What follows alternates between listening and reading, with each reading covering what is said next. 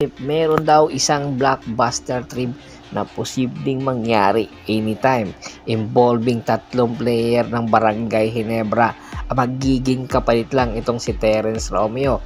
Napakarami na kasi ang nag-aabang nitong si Terence Romeo kung kailan ito magde-debut game para sa Terra Firma Jeep.